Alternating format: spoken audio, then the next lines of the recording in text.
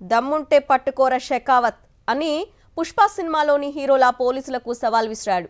ఆ రేంజ్లోనే నాతో పెట్టుకుంటే మడతడిపోద్ది అంటూ ఫోజులు కొట్టాడు ఐబొమ్మ రవికుమార్.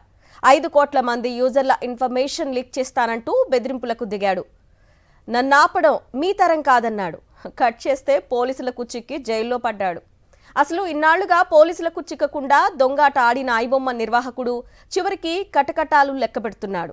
పోలీసు విచారణ కోసం ఇవాళ కస్టడీ పిటిషన్ వేయనున్నారు. నన్నాపలేరు, నన్ను వెతకలేరు అంటూ పోలీసులకే సవాల్ విసిరాడు ఐబొమ్మ నిర్వాహకుడు. తమ సైట్ పై ఫోకస్ చేస్తే తను కూడా ఫోకస్ చేయాల్సి వస్తుందని, ఓటీటీ ప్లాట్ఫామ్ రేట్లు తగ్గే వరకు తన పోరాటం ఆగదంటూ వార్నింగులిచ్చాడు. ఈ సవాల్ని సీరియస్ గా తీసుకున్నారు హైదరాబాద్ సైబర్ క్రైమ్ పోలీసులు. బాబుని పట్టుకుని కటకటాల్లోకి నెట్టారు. తనపై నిఘా లేదన్న ఓవర్ కాన్ఫిడెన్స్ తో హైదరాబాద్ వచ్చిన ఇమ్మడి రవిని కూకట్పల్లిలో సైబర్ క్రైమ్ పోలీసులు అరెస్టు చేసి రిమాండ్ కు తరలించారు.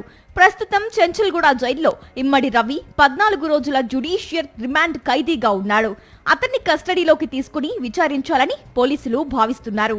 ఐబొమ్మపై సైబర్ క్రైమ్ పోలీసులు 7 ఎఫ్ఐఆర్లు నమోదు చేశారు. Film chamber of commerce anti piracy విభాగం ఇచ్చిన ఫిర్యాదుతో పాటు సినీ నిర్మాతలిచ్చిన ఫిర్యాదులతో ఎఫ్ఐఆర్లు నమోదు చేశారు. మరోవైపు సినీ ఇండస్ట్రీను టార్గెట్ చేసుకుని ఇమ్మడి రవి బెదిరింపులకు సైతం పాల్పడ్డాడు.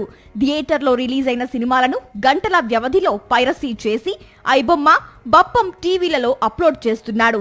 దీనివల్ల తెలుగు సినీ పరిశ్రమ భారీగా నష్టపోయింది. ఒక్క 2024లోనే సినీ పరిశ్రమ పైరసీ వెబ్సైట్ల వల్ల 3700 కోట్ల రూపాయల నష్టాన్ని చవిచూసింది. 6 ఏళ్లుగా ఐబొమ్మ వెబ్సైట్ ను నిర్వహిస్తున్న రవి వేలాది పైరసీ సినిమాలను అప్లోడ్ చేశాడు. టెక్నాలజీ మీద మంచి పట్టున్న రవి హెచ్డి క్వాలిటీ చిత్రాల కోసం హై ఎండ్ టెక్నాలజీ ఉపయోగించి హ్యాకింగ్ పరికరాలను సమకూర్చుకున్నాడు. వీటి ద్వారా సర్వర్లను హ్యాక్ చేయడం, DCI పరికరాలు, హార్డ్ డిస్క్లు, మెయిల్స్ లో ఉన్న సినిమాలను చోరీ చేయడం మొదలుపెట్టాడు. మరోవైపు హ్యాకర్స్ ను నియమించుకుని వారికి లక్షల్లో చెల్లించి సర్వర్లను హ్యాక్ చేయించినట్లు పోలీసులు తాజాగా గుర్తించారు. రవి అరెస్టుతో అతని నెట్వర్క్ ని గుర్తించేందుకు హైదరాబాద్ సైబర్ క్రైమ్ పోలీసులు ప్రయత్నాలు చేస్తున్నారు. ఐబొమ్మలో ఐ అంటే రవి ఇంటి పేరని పోలీసులు గుర్తించారు. ముంబై యూనివర్సిటీలో MBA చదివిన ఇమ్మడి రవి అనంతరం ఓ సాఫ్ట్వేర్ కంపెనీ ఏర్పాటు చేసినట్లు పోలీసులు గుర్తించారు.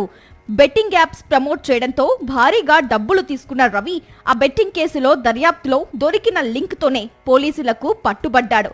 బెట్టింగ్ యాప్ నిర్వాహకులు ఐబొమ్మ మధ్య భారీగా లావాదేవీలు ఇప్పటికే పోలీసులు గుర్తించారు. రవిని కస్టడీలోకి తీసుకుని విచారిస్తే ఈ కేసులో అతనికి సహకరించిన వారితో పాటు నెట్వర్క్ లోని మరికొందరు పేర్లు బయటపడే అవకాశం ఉందని పోలీసులు భావిస్తున్నారు. ఇందుకోసం కోర్టులో కస్టడీ పిటిషన్ దాఖలు చేయనున్నారు. రవి సొంత ఫ్లాట్ కూకట్పల్లిలో ఉన్నప్పటికీ ఎక్కువగా విదేశాల్లోనే ఉంటూ పైరసీ సినిమాల వ్యవహారాన్ని నడిపిస్తున్నాడు. నెదర్లాండ్స్ నుంచి హైదరాబాద్ కి రాగానే పోలీసులు వెళ్లి అతన్ని అదుపులోకి తీసుకున్నారు. అతని ప్రతి కదలిక పోలీసులు ఫాలో అయినట్లు తెలుస్తోంది.